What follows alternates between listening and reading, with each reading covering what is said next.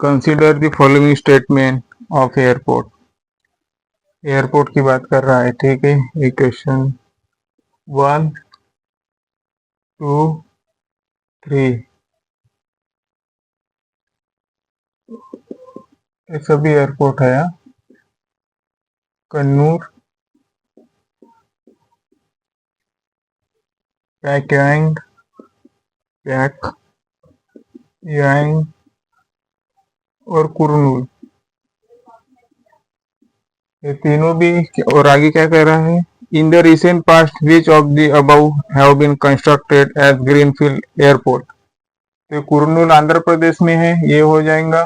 कन्नूर भी केरला में है, ये भी हो जाएगा। मुझको ये दो पॉसिबिलिटीज मिल गई और तीसरे की पता नहीं है, तो हम थोड़ा सा विचार कर कर रहेंगी क्या नहीं रहेंगी वहां पे, तो हमें वो टिक मार्क करना पड़ेगा। ऑप्शन है 1 एंड 2, सेकंड है 2 एंड 3, फोर्थ है 1 एंड 3 और फोर्थ है 1, 2 एंड 3। इसमें से कौन सा है? कुरनूल है, ये सही होगा, तीनों भी सही होंगे। कन्नूर भी है, इसके साथ एक भी आएगा। पैंगेंग भी हो सकता है, हमें पता नहीं है, पर दूसरे को तो जो हमें पता नहीं रहता, तो ऐसी की नहीं कि हमें जो पता रहता वो सभी आएगा, नहीं। ऐसी कौन सी चीजें भी है हमें पता नहीं रहती है। देखिए, जो पेपर का कट ऑफ लगता है और 100 क्वेश्चन आते हैं, तो 100 में से कट ऑफ 50 पे लगता है, मतलब 50 मार्क ले आओ, पास हो जाओ।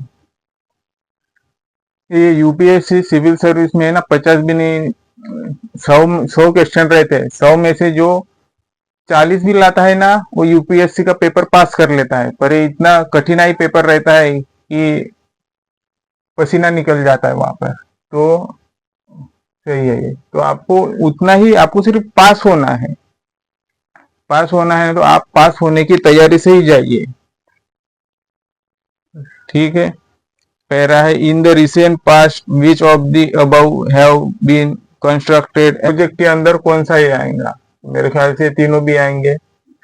आते हैं कि नहीं, आप भी चेक कीजिए कौन सा एयरपोर्ट आता है ग्रीनफील्ड के अंदर। सेकंड क्वेश्चन की ओर चलते हैं। With reference to project of water vapour which of the following statement is are correct. जो वाटर वेपोर है, पानी की भाप है, जैसे ये हमारा तालाब हो गया, यहाँ पे पानी पाया जाता है, ठीक है। ये हमारा सूरज हो गया। ये सूरज मेरे भतीजे ने निकाला था, ऐसी वो एक बार आया था और उसने ऐसी उसने निकाला था, मुझको नहीं बताया था। तो ये हमारा सूरज है, ठीक है, ये हमारा सूरज है। तो सूरज क्या करता है, इसमें इतनी हीट होती है कि जो ये पानी है ना, ये उसको ऊपर खींच लेता है। जो उसकी हीट से पानी को ऊपर खींच लेता है। तो जो पानी फिर हमारे मतलब जो एटमॉस्फेयर में चला जाता है ना, तो जब उसमें बहुत प्रेशर आ जाता है, तो वहां पे ऐसी कुछ ढगे बन जाती है, कुछ ऐसी एटमॉस्फेयर कहते हैं, जो कि धीरे धीरे पनपता है, धीरे धीरे ऊपर जाता है धूप काले में। और फिर धूप काला होते ही हमें बारिश मिलती है। क्यों मिलती है? क्योंकि वहां पे लो प्रेशर बनता है, वहां पे लो प्रेशर बनता है। और आपको प्रश्न में ये भी दिया जाएगा कि वहां पे हाई प्रेशर बनता है, तो आपको ये सही टिक मार्क करना पड़ेगा, ठीक है। फिर ऐसे ही हमें बारिश मिलती है, ऐसे ही हमें बारिश मिलती है एटमॉस्फेयर से, और यही बारिश यहाँ जमा होती है। तो ये बारिश यहाँ जमा होती है, तो हमारी जो पॉपुलेशन है वो क्या हो रही है, बहुत बढ़ रही है। जो पॉपुलेशन बढ़ रही है, तो उसके लिए पानी यहाँ इतना है हमारी जमीन पे, क्या मिल पाएगा उनके लिए? नहीं मिल पाएगा। इसलिए हमारी सरकार और जो यूनाइटेड नेशन है, उन्होंने क्या किया कि पॉपुलेशन को लिमिटेड रखा है। मतलब जिसके यहाँ 2 पुत्र होंगे, 1 पुत्र होगा, 3 पुत्रों को हक कम मिलेंगे, एक दो पुत्रों को, उनको सस्टेनेबिलिटी रहेंगी। तो ये पॉपुलेशन के लिए इतना पूरेगा नहीं, तो इसीलिए हमें पॉपुलेशन के ऊपर भी ध्यान देना चाहिए। ठीक है, कि सबको पानी मिल सके, हमारी जो नेचुरल डिजास्टर है वो बरकरार रह सके। नहीं तो क्या होगा, एक दिन भूकंप आ जाएगा, हम सब जमीन के नीचे घुस जाएंगे। यही होने वाला है एक दिन, अगर आपने सही सलामत आपका नेचुरल रिसोर्सेस का उपयोग नहीं किया होगा तो। आइए क्वेश्चन की ओर चलते हैं। Water vapour is earth most abundant, greenhouse gas does not. नहीं, ये ग्रीन हाउस गैस करता है कि नहीं करता है, जो वाटर वेपर होता है ये करता है ग्रीन हाउस गैस। छोटी सी छोटी चीज ही ग्रीन हाउस गैस को बनाती है। तो ये पहला ऑप्शन क्या है, सही है कि गलत है, आप ही बता दीजिए। It is responsible for about half of earth greenhouse effect. क्या करें, half of earth greenhouse effect, जो हमारी पृथ्वी है जिससे ग्रीन हाउस इफेक्ट होता है वो आधा है। जी हाँ, लगभग आधा ही है। हमारी पृथ्वी बहुत छोटी है, सूर्य से बहुत छोटी है हमारी पृथ्वी। हमें लगता है बहुत बड़ी है, पर उसमें 15 करोड़ पृथ्वियां बैठ सकती है सूर्य में, इतनी बड़ा है हमारा सूर्य। ठीक है, अभी क्या कह रहा है ये second question, earth greenhouse effect. तो select the answer using the code of given below. कौन सा आंसर सही है, 1 only, B 2 only, C both 1 and 2, D none. वही एक अस्त्र शस्त्र है, क्या है लोगों के पास, वही एक अस्त्र शस्त्र है जो आप अपनी ही और राज्य की भी और दूसरे लोगों की भी रक्षा कर सकते हैं। और वो अस्त्र शस्त्र है वोटिंग का अधिकार, मत का अधिकार। इलेक्शन रहो तो मत का अधिकार कभी मत मिस करना। आप जॉब पर हो, जॉब के पहले आपको समय मिलता है तो वोटिंग करके आ जाइए। जॉब पर जाते हो तो अपने मालिक से कहिए कि हमें वोट देकर आना है, तो वोट देकर चले आ जाइए। तो वो मिस मत करना। इसके लिए मैं जो भी हमें सुनते हैं तो हमसे यही अपील करेंगे कि वोट दीजिए। एक दिन की आपको छुट्टी चाहिए होंगी तो ले लीजिए, अगर मिलती होंगी तो। पैसे लॉस होता होगा 10-2 हजार रुपए, जितना भी 500, 1000, 2000, 3000, तो होने दीजिए।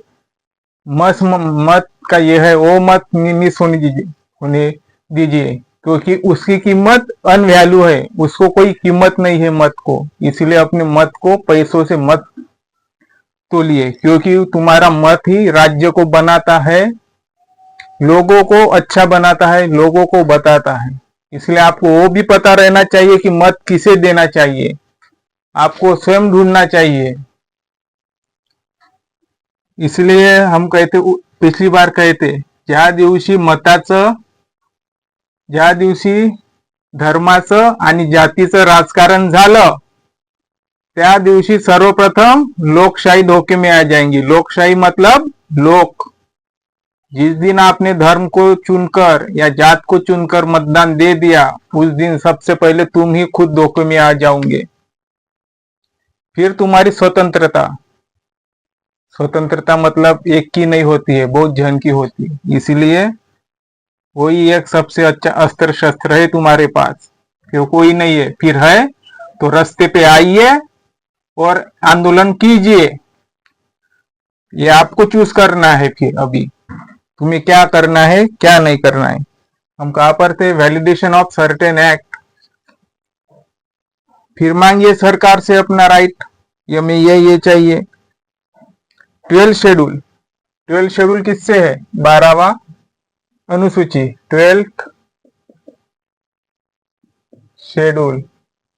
देखिए, हम है ना किसी पार्टी के विरोधक नहीं है और किसी के समर्थक नहीं है। हमें यही पता है कि हमें वोट किसको देना है, इसलिए हम उसको देते हैं। जो अच्छा होगा वो देश के लिए, कभी भी वोट देना है ना, मैं आपको बताता हूँ, जो ऊपर के दो पार्टियां है, फर्स्ट पार्टी, टू पार्टी, जब लोकसभा का इलेक्शन होता है ना, अभी तो टाइम है 3-4 साल, तो ऊपर की दो पार्टियां है ना, उसमें से आपको कौन सी सही लगती है उसे चुनो, क्योंकि लोकसभा 5 साल में एक बार आता है और वो देश के लिए बहुत महत्वपूर्ण का चुनाव रहता है। फिर आता है लेजिस्लेटिव असेंबली का, जो हमारा विधानमंडल और रहता है, उसके लिए फिर आप अपनी भी पार्टियों को दे दीजिए, पर देश के लिए अहम है तो ऊपर की दो ही पार्टियां। आपको लगता है तो आप, ये मेरी बात है, आपको लगता है तो आप किसी को भी दे दीजिए। अगर मैं कहता हूँ कि इस पार्टी को दीजिए, उस पार्टी को वोट दीजिए, तो ये बात सही नहीं होगी। आपका चॉइस, आप किसी को भी दे सकते हो, नहीं तो भी लोग होशियार है, लोग सही सलामत अपने अपना वोट सही डालते हैं, उन्हें बताने की जरूरत नहीं।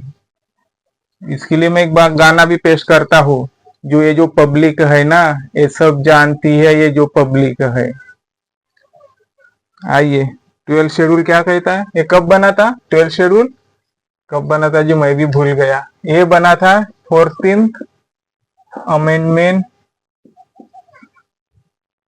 ये पॉलिटिकल मुद्दा नहीं है, ये तो हमारा सिलेबस है, इससे तो देश चलता है जी, फिर आपको क्या चाहिए। ये इससे ही तो देश चलता है, इससे तो राज चलता है, इससे तो लोग चलते हैं, इससे तो आपको काम मिलता है। 74th अमेंडमेंट एक्ट ये किससे बना है, कौन से ईयर में बना है, 1976 बना है ना, 1976, 1976 जी हाँ।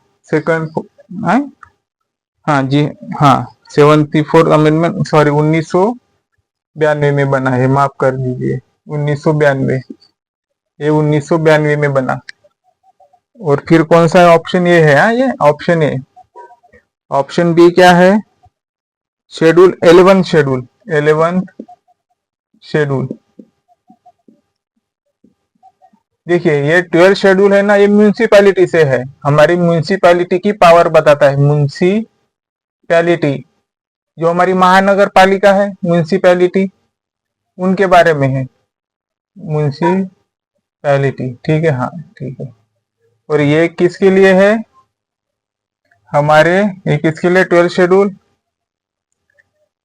ये है, ये क्या, इसको क्या अच्छा नाम था, ये क्या नाम है इसका, ये जो हमारे महात्मा गांधी जी ने इस्टेब्लिश किया था, ग्राम पंचायत नहीं है, किसके लिए है जी, नाम याद नहीं आ रहा है, पता है तभी भी मैं देख ही लेता हूँ।